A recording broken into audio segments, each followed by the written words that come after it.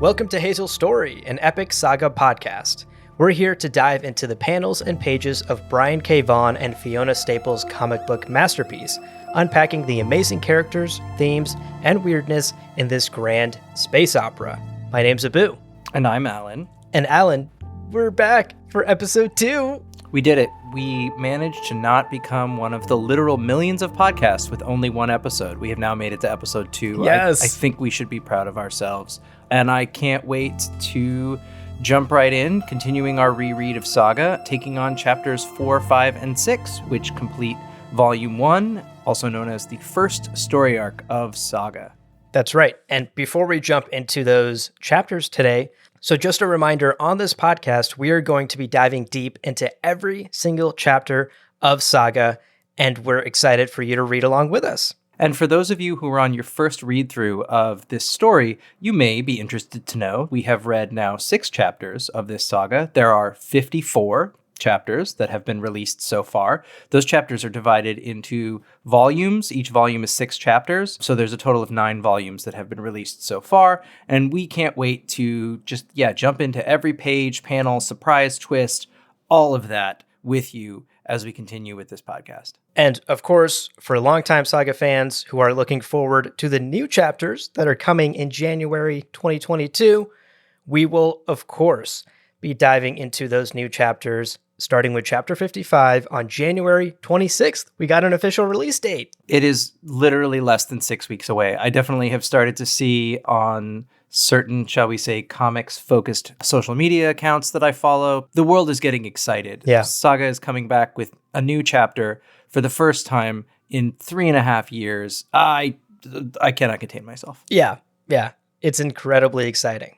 Now, another note we want to make sure we say up top in these episodes is our read-along episodes, like today's episode, will be spoiler-free. So if you are jumping into the world of Saga for the first time, we invite you to read along with us, jump in, and learn all about this incredible story and meet this incredible family with us as we dive into these chapters. But if you are a longtime Saga fan, we hope you'll still find value in these episodes because we're going deep, panel by panel, page by page, picking apart the tiniest of details that you might have missed on your previous read-throughs. And it has been honestly thrilling to realize how many of you are already listening to this show just by looking at the download numbers and seeing there's real people really engaging with us on this show, which for me is truly a thrill. If you want to engage with us even more, if you have an idea or an opinion, or if you think we're wrong, or if you think we're super right, send us an email. So our email is hazelsstorypodcast, all one word, hazelsstorypodcast@gmail.com.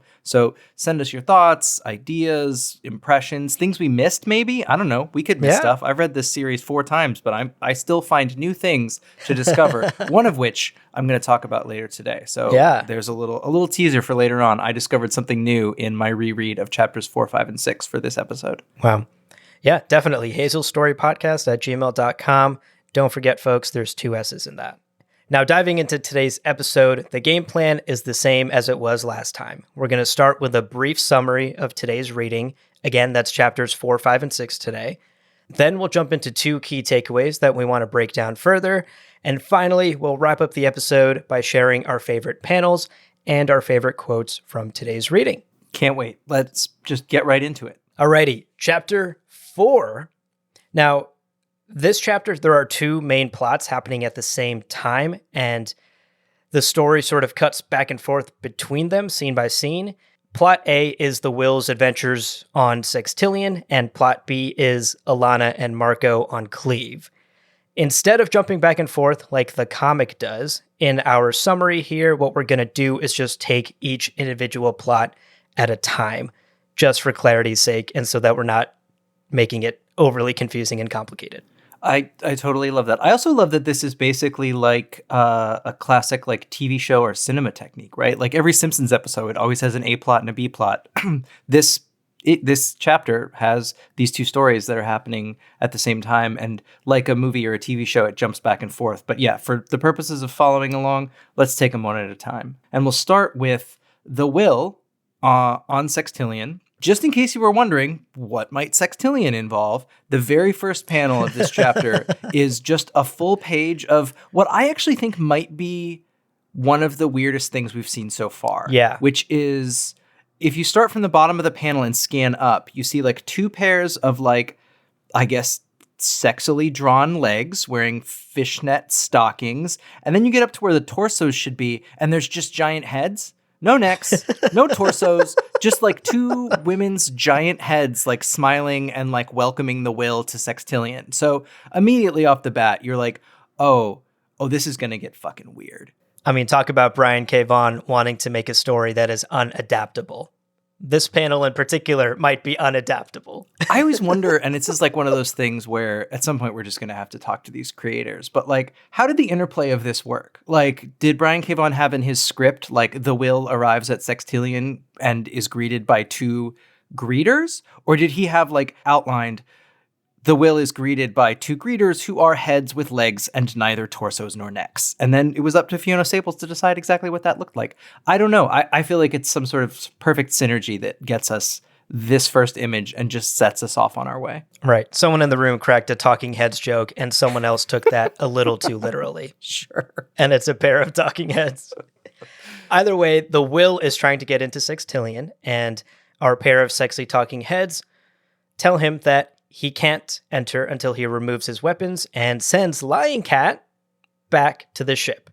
And the will tries to push back. He says, quote, "Nah, see, Lying Cat's my sidekick. The law says that he has just as much right," and then he gets cut off because the two talking heads aren't having it. And ultimately, the will's desire for satisfaction, let's say, wins out, and he sends Lying Cat back to the ship with his weapons, much to Lying Cat's annoyance. So our guy is flying solo. He's into this space brothel, and he starts walking through Sextillion, which we mentioned this last episode. Brian K. Vaughan said he very much wanted this book to earn its mature rating, and we just get a couple of pages, one after another, that just earn that mature rating. There are sex acts taking place behind glass right in front of him, all different kinds of sex acts with men, women, different creatures, all kinds of different... I don't even know. At one point, I think I noticed like a multi-armed like lizard slug or something, but it had breasts and presumably genitalia. Very, very, very odd. What's interesting to me, though, is that as you get through all of that, the one thing you don't see in any of the creatures in this series of scenes of all of the like people partaking at Sextillion is there's no one with horns. Right. So there's most of the patrons have wings and none of them have horns, which is already setting up this sort of dynamic that exists that even though this war has been raging between Wreath and Landfall, it does seem like the horns are the maybe slightly more oppressed of the two. They certainly have less access to technology. They seem like they have fewer, I don't know, civil liberties or something. Just one of those like little tiny things that I noticed on this reread that I'm like, oh, there are definitely no people from Wreath allowed in Sextillion, whether that's a written or an unwritten rule. Definitely don't want to risk Landfallians getting it on with Wreath folk, which again shows why it's such a big deal that our main characters got it on and had a kid. Yeah, definitely.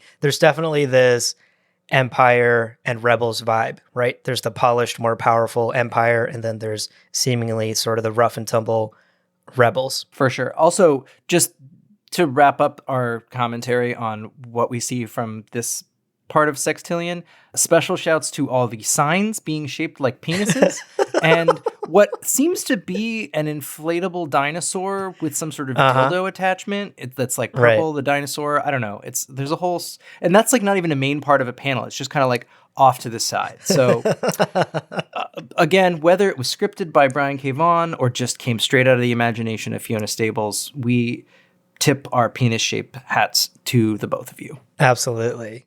So as the will is walking through Sextillion, he is not partaking in anything that he's seeing, and a groomer or a staff person of some sort walks up to him with this incredibly large, creepy smile. The dude has this like blockhead, and he approaches the will, and he offers to take him to something he calls the inner core. And we learn that the inner core is where Sextillion keeps their, quote, most valuable employees, all handpicked from camps across the galaxy, end quote. And this creepy employee then introduces the will to a worker that thus far he has only referred to as Slave Girl. And it turns out that Slave Girl is a 6-year-old child. And on the panel that we see here, it's a full page spread. She opens the door and it's this little girl and she says, quote, "I'm 6, I'll do anything you want," end quote, in response to the will asking her how old she is. And in this moment, the will is absolutely disgusted, as are we, and he expresses his disgust in spectacular fashion. He places his hands on this creepy employee's head and crushes his head. Just kersplat. And this gory, bloody explosion. Blood spills over the will's face on the little girl. And that is the end of the creepy employee who was trying to get the will to do heinous things with a slave girl. Yeah, there's this extra layer of information that you get where he sort of elaborates on most valuable employees all handpicked from camps across the galaxy. Right. And they're like, yeah, these are all refugees. We pick refugee children because clearly there's a war that's spanning galaxies and wars create refugees, especially refugee children. Yeah. So apparently there's like a sex trade in refugee children that's going on, which is another one of those gross, awful layers that is the real impacts of war being brought up in this. And immediately the will is just like, this has touched a nerve or something, because his reaction is swift, unyielding, and final. Yeah, definitely. And that really harkens back to our takeaway from the last episode, where we talked about how this story will not pull its punches. We will see the true horrors of war, and this is just another example. Children being pawned off into sex slavery and people taking advantage of this war and the refugees that it creates. Now, this first scene, this A-plot with the will on Sextillion in this chapter, ends with the child, with Slave Girl, coming up to the will and saying thank you. And for the moment, that's where that scene ends. Okay, so that's the plot that takes place on Sextillion through this chapter. At the same time, intermixed, we've got Marco and Alana, who, if you remember from the last episode, Marco is injured because he got shot by the stalk, and Alana is being guided by Isabel, the floating specter horror ghost teen, who says that she can get Alana to some snow, which is what Marco has said that he needs to be able to cast a spell that can heal him so he'll survive. Not convoluted at all. Anyway, so in this chapter, they arrive at some place called the Fort in the Mountain. So there's some snow there, and Marco can use the snow to fuel his magic. And then while they wait for the magic to kick in, Alana is still super pissed because remember, at the end of chapter 3, we found out that there was some woman named Gwendolyn who Marco had some kind of relationship with. And Marco's still unconscious. Alana's super mad. Isabel is trying to chill her out, and she's just like, look, she says, quote, "So what? He's good to you and Hazel now, isn't he? Who cares if he's got history with some other broad?" And Alana is not in the mood for this. She claps back with this like amazing line, quote, "Forgive me if I don't take relationship advice from a dead teenager missing her vagina." Which, fair play. All of that is accurate. As they're having this conversation, Marco finally wakes up, and even though she's super mad, Alana can't help but be relieved, which understandable, right? The love of your life. Right. Even when you're mad at them, you still love them. So she gives him a big kiss and they embrace. And then that doesn't mean, though, for those of you who have experienced this before, just because your partner still loves you does not mean they forgive you or have let it go. So she's just like, what the fuck, and demands an explanation. We get a lot of backstory and exposition that doesn't feel heavy-handed, but we find out that Marco was engaged to the daughter of some vice minister on Wreath, and that they were like dating in high school. And when Marco went off to war and saw the true horrors of the battlefield, he says, quote, "I was becoming this completely new person, but she was frozen in place," which very real, very common. High school sweethearts, one of them grows in a direction, the other one doesn't work out anymore. Yeah, absolutely. And Alana wants to double, triple check that there's no funny business. She asks Marco, is there any unfinished business between you and Gwendolyn? Should I be worried about anything? And Marco promises, no, there's nothing going on there. We have nothing to worry about. It's in the past. Except the wedding ring that I gave you is a translator ring that's actually Gwendolyn's, and she might want that back at some point. Whoops. And Alana once again gets an absolute zinger. She says, quote, "Great. So we can add scorned woman with missing family jewels to the long list of people who want us dead." End quote.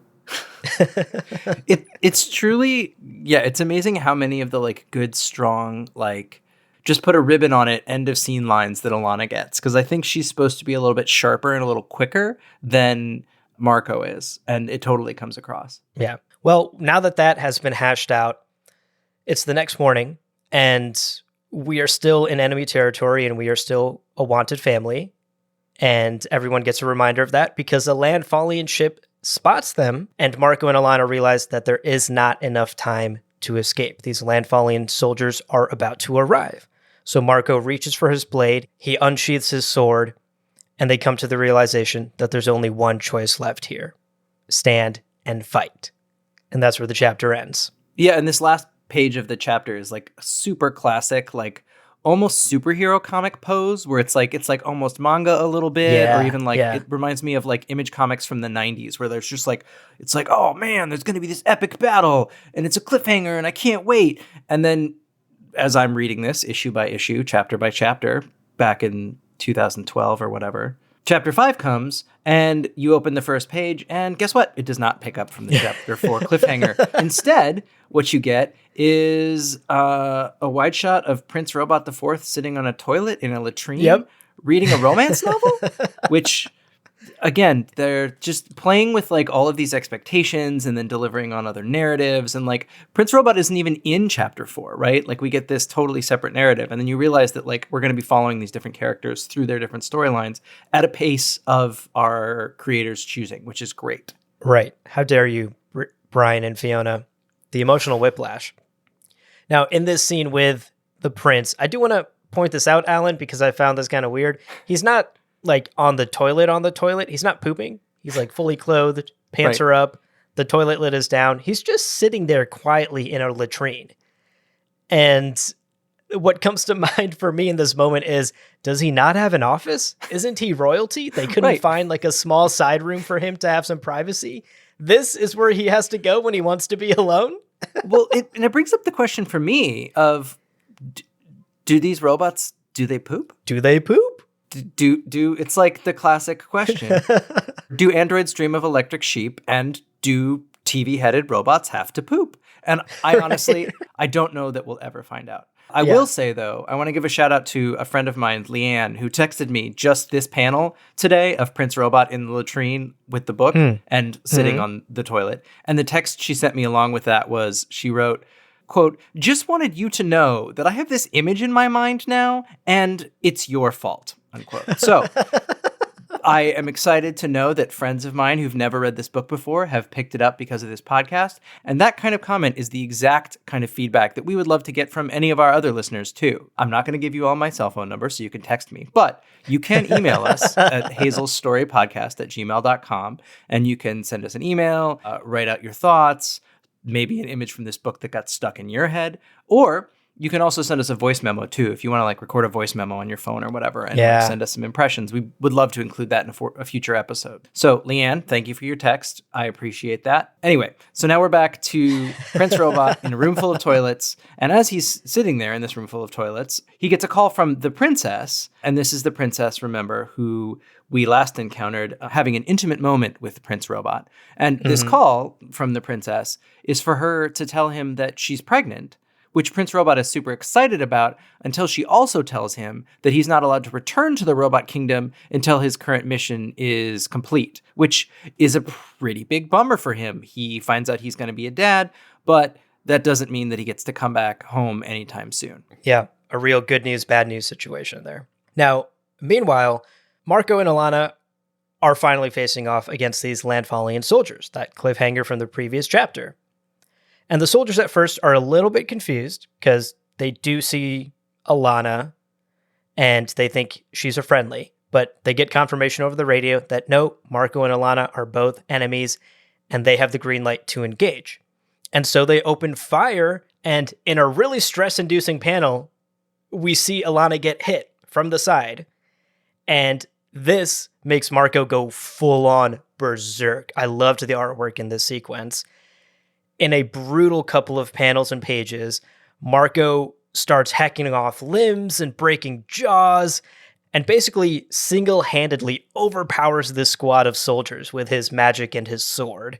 And just as he's about to literally murder one of them, Alana hits him with a stun gun and knocks him back to his senses. Quote, "Dear, that's enough." End quote. It's so good. It also answers the question that I had up to this point when I read this the first time of like, the landfall soldiers all have guns and spaceships and like weaponry. Yeah. And then the Wreath soldiers have swords. And then in this moment, you're like, oh, but they're like Wolverine-esque, like berserker ragers who can just like go wild and like chop people up with their swords and shit. And you're like, oh, I see. I see why this is a war that's been raging. There's definitely assets on both sides that they're able to exploit. Right. And let's not discount magic. Right, totally. And like Marco kind of uses magic, like his sword is like magic flashy or something, which I think helps it deflect bullets, but he doesn't even like cast any spells or anything like that. And still, he does not actually end up killing all these soldiers. He casts one spell, which is a binding spell that ties them all up. And that's the end of that scene. Then we cut back to Sextillion, where the Will, having, again, remember, squashed that guy's head real good, is attempting to escape from Sextillion with Slave Girl. And as they're trying to flee, they get all the way outside, almost to the parking lot, which is another one of those amazing, just little like tiny details from this, that there's like a sign behind the wheel that just says like long-term parking this way. It's just like, oh, right. Even in this like magic space bordello, there's still a parking garage. But he runs into, as he's exiting, the, I guess, boss, we understand from context cues, of Sextillion, whose name is Mama Sun, who's this giant purple woman in this like glorious gold, I don't know, sun headdress and like bodice and stuff like that. And she's got Lion Cat. And she's holding Lion Cat hostage and is basically like, you can't take my employee, my property in Slave Girl. Right. The Whale is like, no, I'm going to do it anyway. And then she's like, you better not, because she reveals that all of the Sextillion employees, slaves, whatever they are injected with a security elixir, which will kill them if they leave Sextillion before their contract is finished. Lion Cat does the Lion Cat lie detector thing and confirms this is true, and the Will has no choice but to give up in a desperate move, showing just how intent he is on like getting this girl out of this sex slavery situation. He offers to buy out the remainder of her contract, but it's like 650,000 credits or whatever, and he doesn't have that cash on hand right now, so he's sort of forced to slink back to his ship to try and figure out another plan. Yeah, considering the bachelor's lunch he was having in the previous couple of chapters. Right. I don't see the Will as someone who's very liquid right now. No. Which is like a classic bounty hunter trope, right? Like bounty hunters live like bounty to bounty. They never have any money. They're always spending it in saloons or whatever. Right. 650,000, a little bit out of his reach. We then cut back to Cleve, where Marco and Alana have commandeered the Landfallian soldiers' ship, and they are on their way to this rocketship forest. Marco is basically anxious that him sort of going berserk and using violence and breaking this vow that we know he has taken has cursed them, has cursed him and his family. He says, quote, "Conflict always has consequences. Always. Sooner or later, our family will pay for what happened today." End quote. And in response, Alana is a bit more practical, which is very on brand for her. She says, so the guy whose hand you lopped off comes after us with a hook in 20 years. Add him to the list. At least we lived to fight again. End quote. And it's in this moment, while they're having this back and forth, that baby Hazel interrupts the argument with the cutest little baby giggle. She starts laughing, which just absolutely melts not only her parents' hearts, but our hearts as well. It totally breaks the tension in the scene. And at this point, Alana laughs and reminds us all what's most important here. We're alive, we've got each other, and the rocketship forest is right around the corner. Face it, today was a good day. End quote. And for this family, I'd say today is a pretty good day. all things considered. Although at the same time, I feel like every time that Brian K. Vaughan sets up like a little bit of these like interlude moments, you know something awful is about to happen. Oh yeah. Like it's just like he lets you feel like, oh, okay, cool, we're good, everything's fine. And then we are in the very next scene where we've got our friend the Stalk, remember, Spider Lady Bounty Hunter, has apparently escaped the wild boars that she was running from the last time we saw her. And she's now inspecting the scene where Marco dispatched and bound up all these landfall soldiers. And she's confused because the landfall soldiers are still alive. And so she says something like, well, that's a new one, because clearly they're used to seeing whenever people from Reeth encounter landfallian soldiers, they just murder them all or kill them all in combat, whatever. She's surprised these ones are still alive. And as she's looking at these guys who are all bound on the ground, Spider-Man style, she gets a phone call, and it's the Will. And he's changed his mind. He does actually want to partner up with her because he needs the money, to save a child from sexual slavery. But before the Stalk can answer what Will has proposed, as she's still holding her phone in her hand, Prince Robot IV shows up with his entourage of soldiers. And in this very tense moment, one of the soldiers, thinks the Stalk with one of her 8 arms is reaching for a weapon. And in the panel, it looks like maybe she is, but it's unclear. Then Prince Robot's TV screen face, flashes to thoughts of his, newly had unborn child. And he does the thing where he can turn his hand into a gun, and the hand cannon blasts a giant hole right through the middle of the abdomen, chest, thorax, I don't know, of the Stalk. And she falls down on the ground, clearly instantly dead. And in a nice little sort of nod to the fact that she's a spider, all of her spider legs curl up to the center of her body, like what happens when a bug dies. Right. Oof. And that's it. That's the end of the Stalk. That's the end of this chapter. We're 5 chapters in, and we've already got a seemingly pretty main character just killed at the drop of a hat. Yeah. I can't imagine what it must have been reading this in real time to wait a month to see what happens next. Ugh. Awful. Luckily, we don't have to wait a month because chapter 6, the final chapter of today's reading and of this first arc of the story, the first volume, opens up with Alana and Marco finally arriving at the rocketship forest. Unfortunately, they arrive at what appears to be a completely burned out wasteland. Not a single tree in sight. And it's at this moment that Isabel wakes up. We learned earlier that she only comes out at night. She's a ghost. She does ghost things. And she informs them that, there's nothing to worry about, guys. And she lifts an illusion, and bam, rocket ship tree, folks. And what's amazing, and I almost picked this as my favorite panel, but because I had forgotten how they do this, just to show the sort of grand coolness of what a rocket ship tree or a tree rocket ship, whatever it is, they do a full 2-page panel. But you have to turn the book sideways if you're reading a physical copy in order to see it. It's like a centerfold, but it's a centerfold of a rocket ship tree, which is just cool. It's just a cool, fun thing. If you're reading the paper copy, that it actually is this 2-page thing where you actually have to turn and look at it to be able to look at it. My wife saw me doing it, and she was like, "Are you looking at porn on paper?" I was like, no, it's a comic book. And she's like, no, honey, it's a comic book. It's nerd shit. Leave me alone. But so what they find out is, that there is this rocket ship. There is this rocket ship tree. And Isabel was just hiding it with one of her horror illusions that she has the power to do, presumably so that the landfallian soldiers or the Reeth soldiers don't discover this rocket ship tree. So then we cut away from them having discovered the secret tree rocket ship to Prince Robot IV standing over the dead body of the Stalk, and the Will is still on the phone. Mm-hmm. So the Will is yelling, trying to figure out what happened, having presumably heard whatever terrible god-awful sound a Prince Robot hand cannon makes. And Prince Robot picks up the phone and tells the Will what happened in a very straightforward, what I assume, it was only in this scene that I was like, is Prince Robot supposed to have a British accent? Because he sort of is prim and proper about all this. Yeah. The Will is not happy. The Will is he says, "Listen to my voice, boy.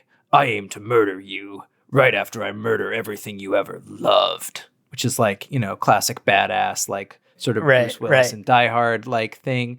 And Prince Robot the Fourth just kind of looks at him, and I think he says something just like, psychopaths, all of them, which in my head he was saying in like a C-3PO voice almost.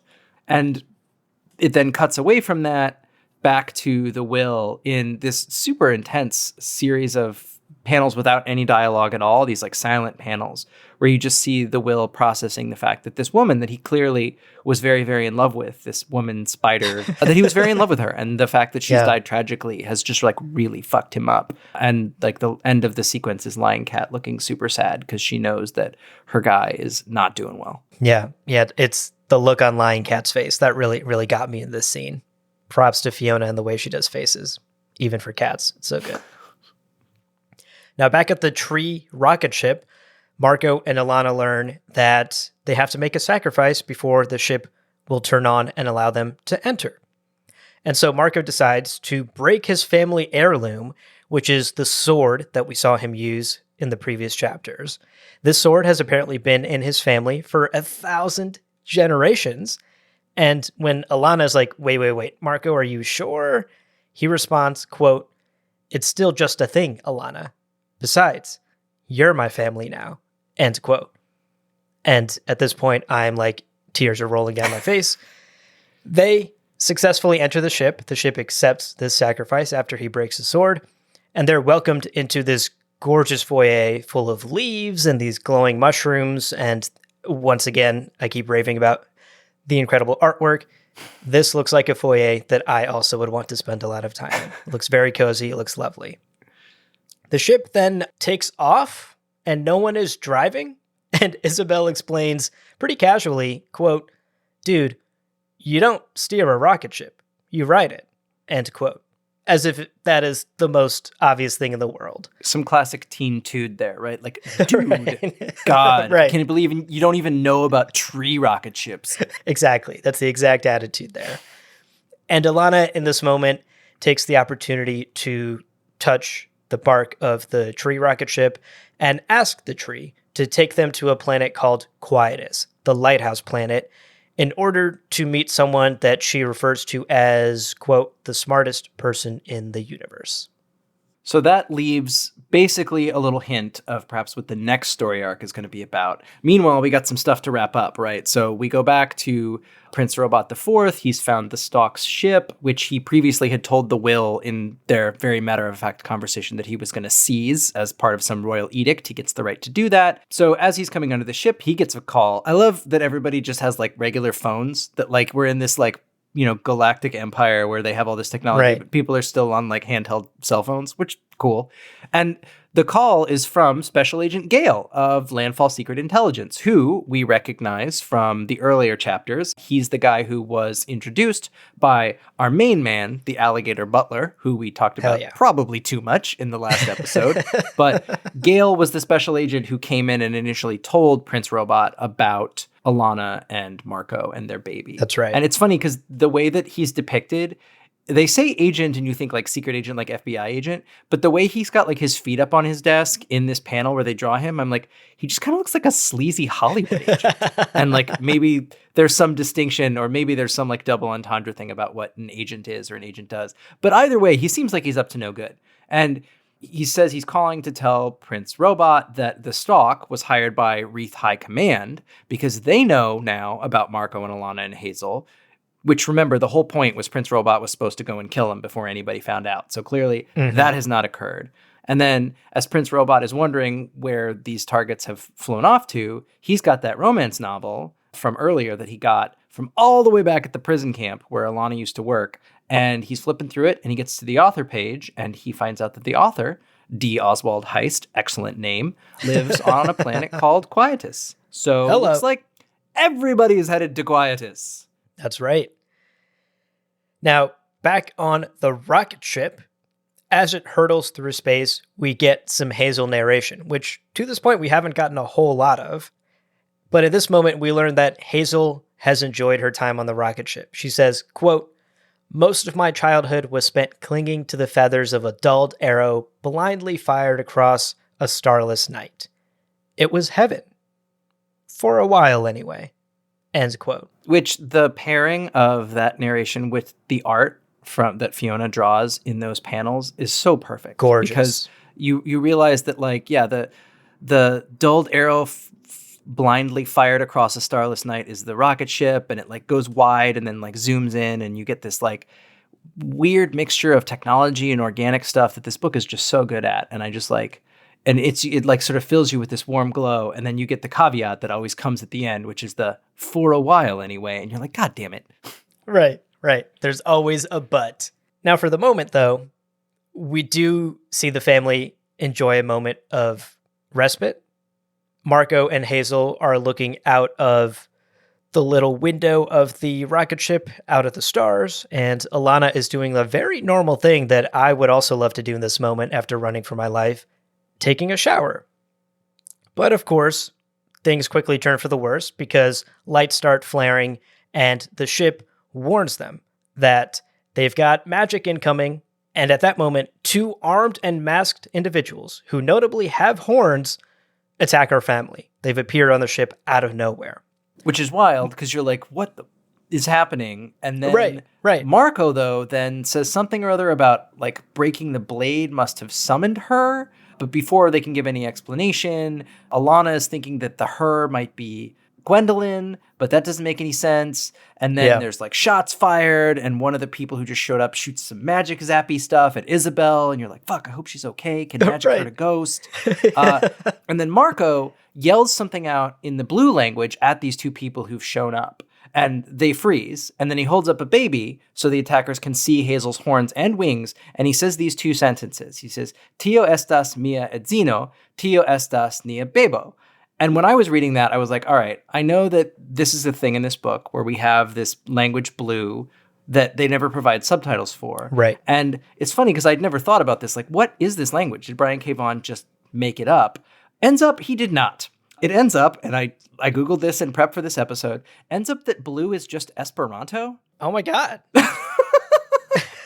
How weird is that? So Esperanto, for those of you perhaps not familiar, is the most widely used constructed language that humans have ever invented. It was invented in like the 1890s in an effort to like achieve world peace by coming up with a truly new, truly universal language that everyone would speak. But clearly, because it's 130 years later and none of us are speaking Esperanto, it didn't work. Right. Like Esperanto became like a novelty language that like linguistics nerds learn because it's fun. But yeah, apparently Brian K. Vaughan, rather than coming up with like, you know, one of those fictional languages in like Game of Thrones or something, he's just like, fuck it, I'm just going to use Esperanto. And apparently I was like reading on Reddit, it's like really lazily translated Esperanto. Like it's all like literally translated. Like he used Google Translate, which is amazing. And apparently he's been asked about it once, and he like kind of hemmed and hawed and said something or other about like trying to show how like, you know, it doesn't matter what the language is, it creates barriers. I don't know. It sounds a little bit like the guy may have just like been like, yeah, sure, Esperanto, whatever, that'll be fun. Right. But what is great about that is that it means we can translate these sentences. So I threw these two sentences into Google Translate, and I got what Marco says in that moment is, "That's my wife, and this is my baby," which would very clearly stop somebody in their tracks if they cared about those two things. Yeah. And we get clarity on how all of that works when the two attackers kind of stop, and then we cut to another panel where they look confused. They both have taken their helmets and masks off, and then Hazel's narration explains the whole thing in a hilarious sitcom-style mix-up is, "And then my grandparents came to live with us." Oh my God. And that's it. That's the end of chapter 6. That's the end of this story arc. All of a sudden, we're left with Marco's parents, I guess. And wow. It's delightful. Just a whirlwind of chapters, yet another wild cliffhanger. That has been a lot. So we're going to take a quick break to catch our breath. We'll be right back to talk through our big takeaways from these chapters, as well as our favorite writing and art right after this. Yeah, I'm going to go take a shower. I hope my parents don't show up armed and ready to fucking tussle. Or your in-laws, right? Like that's the worst. Like Alana is taking a nice shower, and she gets out of her nice shower for the first time, and you know they've been on Wreath for like a week, and then all of a sudden in-laws that she didn't know she had show up literally bearing weapons.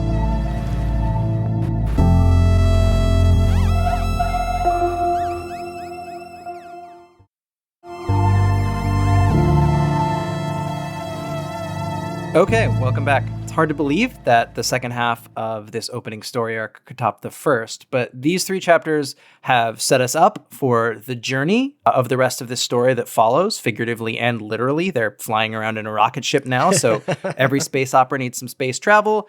Now we're flying through space. Right. But before we get to that, it's time for our big takeaways from these chapters. So, Abu, why don't you kick it off? Okay, so our first big takeaway from today's reading is violence begets violence. This is a core theme in this story. We're going to see this theme come up time and time again. And it's this idea that violence is not the answer to violence. It's something that Marco has been saying time and time again. He's taken that vow. Many of our characters that we've met so far are caught up in this whirlwind of a galactic war. A war that has touched everyone in this universe. No one is exempt from some sort of collateral damage or directly taking part in this war. And for many of the people in this galaxy, fighting is the same thing as surviving. Our family at the center of this conflict has fought every second since Hazel was born to survive. And what I love is that makes Marco's vow against violence that he takes that much more powerful, because in this world, in this universe, embroiled in this conflict, that vow also feels like him gambling his very survival and his very future, and not just his own, but also his wife and his child's, his family's future.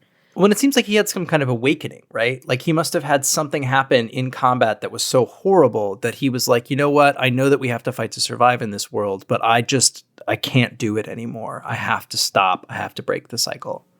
Yeah, exactly. Break the cycle. This cyclical nature of violence and vengeance, such a central theme here. And you're right. Like I think Marco, somewhere in the past, before the start of this story where we jumped in, witnessed something, probably on the battlefield, probably the same thing that changed his life path away from Gwendolyn, his high school sweetheart. Marco is not the same person he was when he entered this war. And because of that, he's taken this vow. And what's really powerful in these first 6 chapters in this first volume is we're already starting to see how our characters' violent actions are beginning to either bite them in the ass or setting up future events that we know or suspect will bite them in the ass someday. Just to rattle off a few examples, the Will squashed a dude's head. You really can't go around squashing people's heads without some sort of consequences. He's obviously trying to save this little slave girl who has immediately become attached to him, and now he's going to great lengths to save her. We can probably safely assume that that's going to lead him on one hell of an adventure to try and save this girl. And I doubt that Sextillion is going to forget one of their employees getting their heads squashed by this guy. The Stalk, who has made a career out of violence, in these chapters found herself on the other end of a robot hand cannon and literally got killed. Prince Robot himself is a soldier, and now we know soon to be father, and in a heated moment he kills the Stalk and angers the Will. And there again, he kicks off another cycle of violence and vengeance. The Will is now out for the prince's blood. And then, of course, Marco, in his berserker mode against the Landfallian soldiers, nearly kills a person. And Alana even jokes about the hooked hand man coming after them after 20 years, but Marco has potentially made even more enemies that will come after him and his family in the future. All of these acts of violence that we have seen in these chapters today, it's a very action-packed set of chapters. A lot of those have been violent acts, and we can already start to predict that some of those acts are going to result in more violence and more people wanting vengeance. And what I love is at the heart of this very gory, gut-filled story is a message against war and violence at its core. It's a warning that violence and retribution are cyclical and never-ending. They're things that grow and feed on each other and continue to do so unless that cycle is broken in some way. And we talked about this in the previous chapter, Alan, but a message like that, if handled incorrectly, could come off as really preachy and lame. But instead, in this story, the way that Brian and Fiona handle this story, it just comes off as so genuine and so meaningful, and I think so impactful. There is no action in this story that won't have some sort of reaction. Even something as simple as breaking your family sword has an immediate consequence, right? Like Marco's parents literally travel through space and teleport onto a moving rocket ship just because there's all of this that's messy and tied up and the consequences of everything. Nobody is going to be able to make a choice or take an action in this story without there being a consequence as a result, which I love that as a takeaway. And I feel like all of our takeaways so far from these first few chapters are probably going to stay relevant for the rest of the story. Yeah, definitely. It's a message that I think Justin Timberlake has been trying to tell us for years, too. What goes around comes around, Alan. Brian K. Vaughan, Justin Timberlake, they're all on the same page. Touche, sir. Touche. So it's funny, my takeaway from these chapters is related to yours. And it's just something that I ended up thinking about as I was reading through these, which is that we have this world that is being built for us, this external world that our characters are moving through, that seems like, for lack of a better phrase, sort of amoral. It's like at least the parts of it that we're seeing are either like very brutal, amoral, like no compassion, no sympathy war, where just like people are killing each other. There's a prison camp where prisoners are abused. Like nobody's making any real big moral stances anywhere within the war. And then we go to Sextillion, where we learn not only is this a brothel or a bordello, but it's a brothel or a bordello that exploits refugee children. So really, as far as moral compasses go, we're pointing straight at evil there. Yeah. So this is the universe that we're operating in, right? And we've got assassins that are sanctioned and like violence is everywhere. And clearly this war is unjust and immoral. But for all of that, all of our characters have these incredibly strong moral stances that they keep taking. Like even from the very beginning of the very first chapter, Marco makes this vow of nonviolence, right? Like based on some moral code he has, as we are made the assumption, some trauma of war. And then later on in another chapter, Alana has her conviction that she has to show her daughter the galaxy. And like, that is like this stance that she's taking. And so the same thing happens here in these chapters where, the will could have absolutely found out that there was child refugees being exploited and sex trafficked, and just the universe and the world and everything in this says he's a professional. He turns around and he walks away, but he doesn't hesitate for a second. As soon as he finds out that she's a child and she's being exploited, you can see the look on his face. He's going to do something about it, which again, for him, probably also based on some past trauma. And then even Prince Robot taking out the stalk because he wants to be a father and he wants to be able to get back to his, wife and child. Even that is based on some kind of fucked up, but still like moral conviction. Like all of these characters are taking these stances that feel sort of like old-fashioned, like romantic, chivalric ideas of like honor and standing up for what's right, which is somehow in total contrast to this universe and the rest of this universe that seems to give no fucks about what's right or wrong. Like that kind of morality seems to have vanished in this sort of like post-capitalistic, whatever, war-torn wasteland. And it gave me pause as I was reading this to be like, maybe that's what makes our characters special in this world, is that they're not quite made for this universe and that they're kind of out of sync with the reality that's around them, and that they'll sort of like keep fighting and keep striving for what's right or to do what's right, or that they'll at least try, where it seems like all of the rest of our characters, except for our friend Alligator Butler, I'm pretty sure he was pretty moral. All the rest of our characters just seem to have like thrown their convictions out and no fucks given for the livelihood or happiness of anybody. Yeah, Alligator Butler's just trying to earn a paycheck. Go back to Mrs. Alligator. You don't know. Maybe he's married to a salamander. Who knows? Love is love, whether it's alligator, salamander, or any kind of creature. That's true. That's true. Now, I love this point, Alan, because I think what's also interesting, to your point that these characters have these strong moral convictions in a universe that is seemingly amoral, creates this tension, right? Because now we've plopped these characters into this war, into this universe that Brian and Fiona have created. And what's interesting to me is watching whether or not they break, right? How long can these characters exist in a amoral universe like this? Right. How willing are they to commit to their convictions? We saw Marco break his vow and nearly murder someone because of a threat to his family. So what will it take to break these characters? Right. His vow of nonviolence from chapter 1 lasted until chapter 5, which, if I'm keeping my timeline straight, was like a week.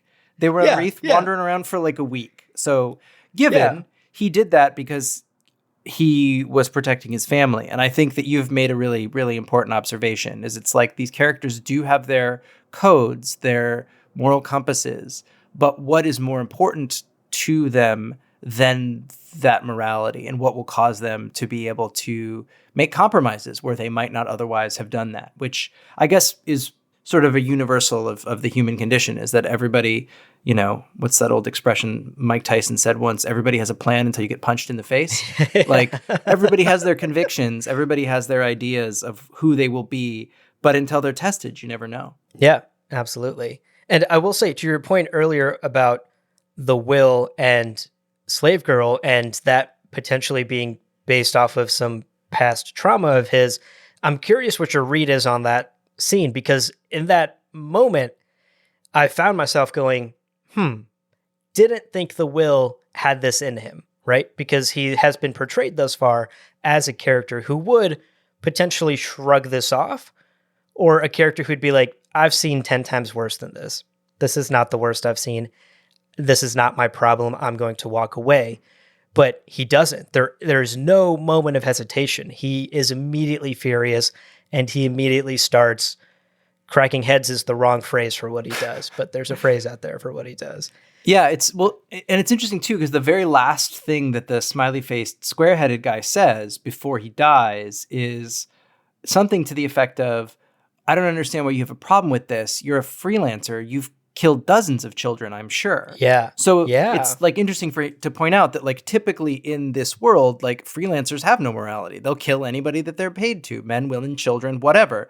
So there's something here, though, either with the Will and children or with the Will and children and sexual slavery specifically, that just made this non-negotiable for him. Something that he had to just, like, jump right in and clap back in the way that he saw fit.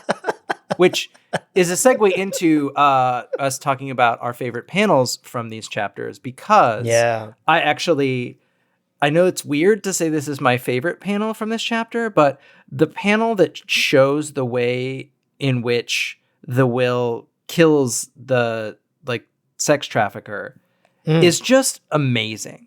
The context gets set up where he's standing near this guy, realizes what this guy has done.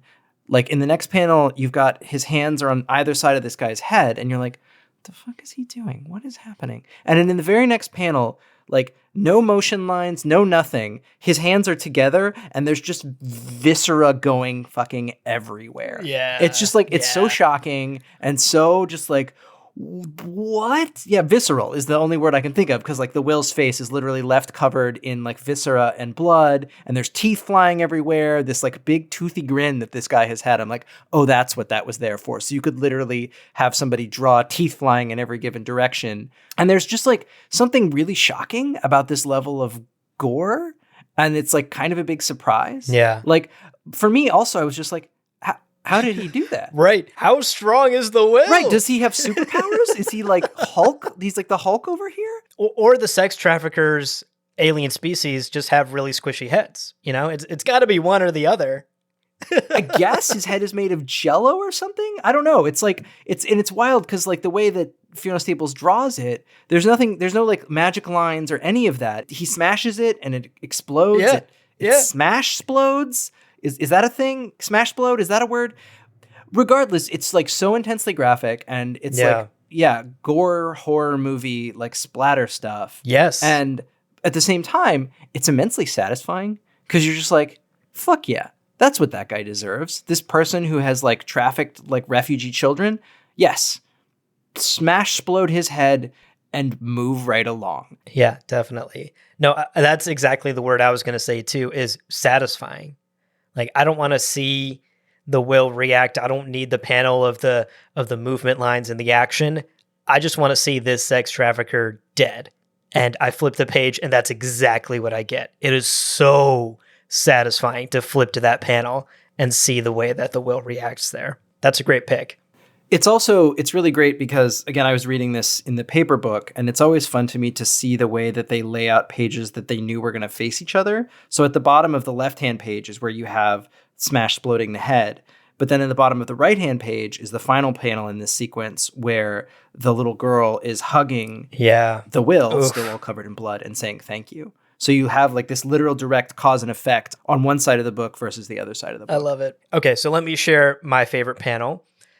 My pick for today's episode is actually the final full page spread that we get at the end of today's reading, at the end of chapter 6, of Marco's parents, as they realize what their son has just told them.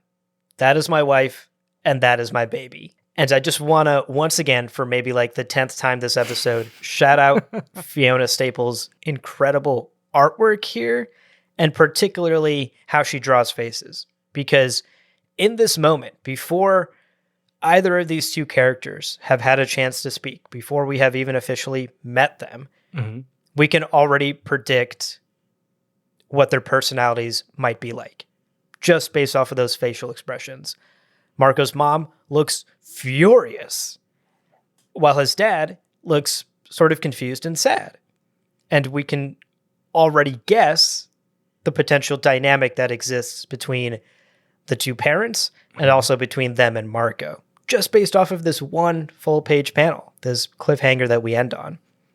And on a more personal note, I think this panel hits me a little differently too, because without getting into too much detail, we don't need to turn this into a booze therapy hour, but as a son of very conservative immigrant parents, it's really hard for me not to empathize with Marco in this situation and in this scene, just the context of this scene. Marco, up to this point in his life, has made some decisions that are not only massively consequential in like a galactic war sense, but also are very personal in ways that his parents would clearly disapprove of. He has a baby with the enemy. His parents are both in full armor and weaponry, like they're soldiers.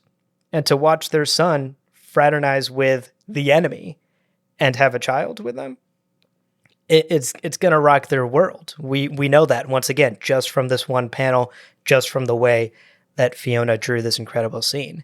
And as someone who has spent a lifetime making decisions that my own parents disapprove of, I get it. I'd be shitting bricks in this moment too. So this panel really hits me on a personal level, but also just in the way that the art and storytelling is so effective here. Yeah, it tells just volumes, because it's a part of the story that we haven't super dug into of like you get a little bit of like prejudices back and forth. There's some like vaguely sounding like racial slurry terms that they use, the horns and the wings, and that they use to refer to each other, but it like gets into that star-crossed lovers part of it, right? Like that part where it's like, oh, right, this is like not only forbidden like the Capulets and the Montagues from Romeo and Juliet, this is literally two planetoid species that have been at war for God only knows how many generations. This is like the ultimate thing, the ultimate like embarrassing guess who's coming to dinner moment. And not only does he have a partner who is of this like enemy race, they've created a child somehow, which is not even supposed to be possible. Right. Yeah, I mean, I didn't even consider that. Just the whole biological question mark of it. Like, how did you do that exactly? I love that page. I remember like getting to the end of this and not being ready at all for that. Like, because the way that it's set up, you get all of these scenes that keep happening where like Wreath soldiers will like port in, and then they'll just like, you know, they'll have to be dispatched or whatever. And you're like, oh no, this is a family thing. Oh. Yeah. Oh shit. We talked about how this story veers from epic space opera to soap opera in the blink of an eye. And here we are once again. Well, and in the most personal ways, which is just like, you know, the relationship between parents and a partner and parents and their kid. Like that's the big one. Right. Okay, so that was the pictures. What about words? What really stuck with you from these chapters? Like what words were really like lodged in your brain when you read them? Okay, so my pick for favorite quote today was when Marco decides he's going to break this precious family heirloom, the sword that's been in his family for 1,000 generations. He says, quote, "When a man carries an instrument of violence, he'll always find the justification to use it. If we really want to escape this war, we have to stop bringing it with us." End quote. And that just hit me so hard. That I think we've talked all throughout today's episode in the summaries and in the takeaways, this idea of violence and this story being a message about the cyclical nature of retribution and violence. This right here feels like a thesis statement from Marco. This is why he's taking his vow. He has seen what he can do with this sword and the way he's tempted with it, the way he was tempted with it just a few chapters ago when Alana was hit by those Landfallian soldiers. Mm-hmm. And he's choosing here to take this drastic measure to destroy the sword so that he's never even tempted to use it. And we've talked about how fighting is equal to surviving in this galaxy. This may be a little naive, yes, but I just love the sentiment so much. And I also love that in the next panel, Isabel and Alana are like whispering to each other, and they're both clearly a bit more practical in this moment. Isabel asks, "You're not ditching your ray gun, are you, Alana?" And Alana's response is, "Not a fucking chance."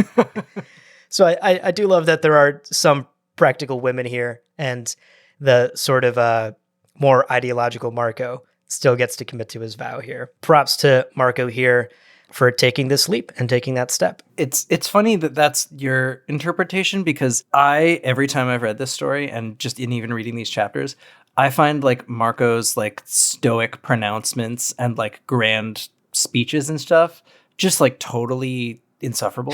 I just like, meanwhile, like Alana and Isabel are like getting stuff done and ensuring people are actually safe. And meanwhile, he's like making these grand pronouncements that it's sort of like he has the privilege to make because these other people he's with are actually getting shit done. Great point. And it's an interesting thing. Both of them are coming from whatever background of experiences they've had. And clearly maybe part of the magical culture on Reeth is that you're more likely to make like sort of wizard pronouncements, right? Like you make these big grandiose statements because that's like the culture. Whereas Alana's planet's culture seems to be a little more contemporarily tied to maybe what we'd see in Earth, where, you know, she says things like "not a fucking chance" or whatever. It's just like, it's an interesting way that they're sort of blending the language of genres. For me, I think the best writing that I really enjoyed in these chapters comes at the beginning of chapter 6. Chapter 6 opens with a amazing exchange between Marco and Alana, which is not actually my favorite writing, but I would like to highlight it. And so it opens and they're getting out of the spaceship and Marco's carrying Hazel, and Marco just says,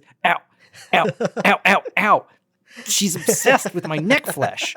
And Alana responds, "I know, her fingernails are like little hypodermics," which is one of these amazing, like, true to life things where clearly Brian K. Vaughan wrote this as he was raising a small infant. Because one of the things nobody tells you about tiny babies who are like under 6 months old is their nails grow incredibly quickly.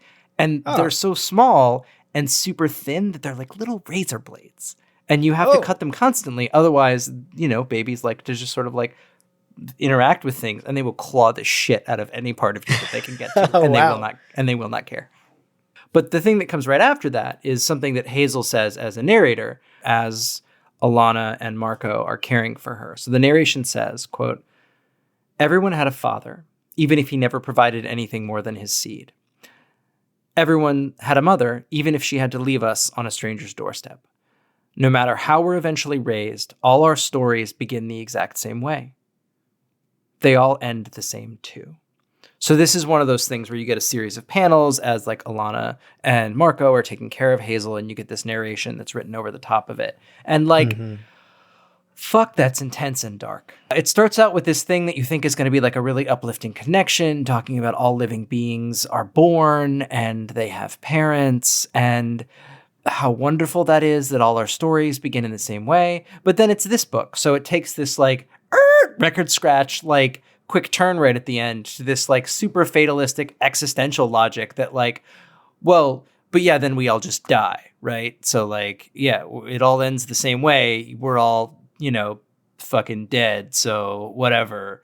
It reminds me also of this line of some narration that we get from Hazel in the earlier chapters from this story arc, where she has a bunch of narration where she's talking about her parents, and she says, quote, But thanks to these two, at least I get to grow old. Not everybody does. Yeah. Which is just like this thing you're getting more and more as a sense from adult Hazel looking back and telling us this story that like adult Hazel has seen some shit and she's experienced loss and death and like who knows what through the course of this story that we are watching unfold. And it's happening on this scale that has clearly like impacted her severely. And it like almost goes beyond foreshadowing to it's like dread shadowing or something like that, where like we know that like bad things are going to happen to all of the people in this book and all the characters that we're going to enjoy. But just in case you haven't fully encompassed it, narrator Hazel drops these little hints here and there that like we're all connected, but we're all going to die. Yeah. I love that line too. It's so good.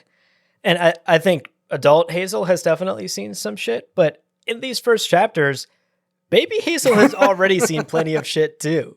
The very first thing she sees in this world is 2 squads of soldiers completely wipe each other out.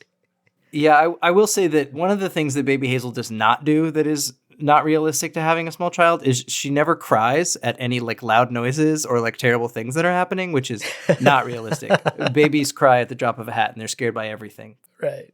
Okay, so I don't know about you, but I am even more into this story and these characters than I was before we started this. Yeah. I am so into this conversation that you and I are having about it and sharing with all of the people that are listening to this show. I can't wait to see who we're going to meet next on whatever this place Quietus has to offer as we dig into our next set of chapters. That's right. We're going to be diving into Volume 2, the next arc of the story, in our next episode. But because it's the holidays and we also have families and obligations, we are going to be taking a little end of year holiday break. So that means for our next episode, which will be out in 3 weeks instead of the usual 2, make sure that you've read through chapter 9. So that's chapters 7, 8, and 9, which is the first half of volume 2. And you should read that before our next episode comes out, which will be Thursday, January 6th, 2022.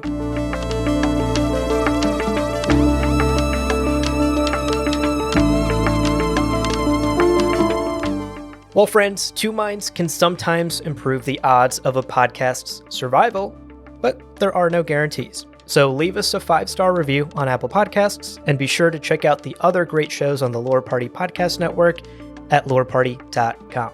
You can also listen to our show on Spotify or any other platform where you enjoy podcasts, and you can follow our whole network, Lore Party, on Twitter and Instagram at lore_party. Also, we forgot, mostly I forgot, to mention in the last episode, but all the music on this show was originally composed by our Lore Party partner and friend, Lawrence Kelly, who makes all kinds of amazing music. You can follow him on Twitter at produced by, all one word, _LK. I'll put that in the show notes. You can also follow me on Twitter if that's a thing you're interested in doing. I'm at ahaburchak, AHABURCHAK. And Abu is also on Twitter at Abu_Zafar, ABU_ZAFAR. Although I will warn you, if you follow Abu, he mostly tweets a lot about some book about sand or something. I don't know. He's always talking about sand dunes. It's an iconic sci-fi book. Well, thank you so much for listening. And remember, podcasts are fragile things. But just like Alana, Marco, and Hazel, we'll all just keep on exploring and learning together. Thanks so much for listening, everyone.